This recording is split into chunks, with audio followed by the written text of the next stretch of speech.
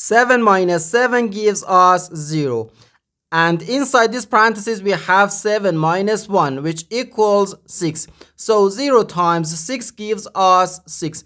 But this answer is not correct, because according to the order of operations, first we have to do parentheses, then exponents, then multiplication or division, and then finally addition or subtraction. Remember that multiplication and division have equal priority and we have to work from left to right. And the same applies to addition and subtraction. In this expression, we have one subtraction, one multiplication, and the one parenthesis. Inside this parenthesis, we have one subtraction. Here we have a multiplication, because in mathematics, when a number is placed next to parentheses, it means multiplication, and we usually don't write the multiplication sign for brevity. Okay, so according to the PEMDAS, first we have to do this parenthesis, then this multiplication, and finally this subtraction. If we do this subtraction before this multiplication or this parenthesis, it is wrong.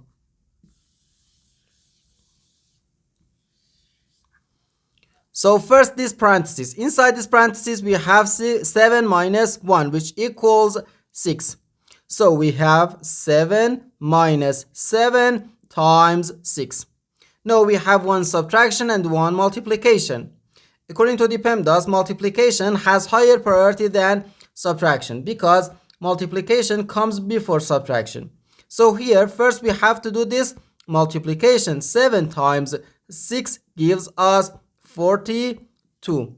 So we have 7 minus 42, which equals negative 35. And this is our final answer to this problem. The correct answer is negative 35.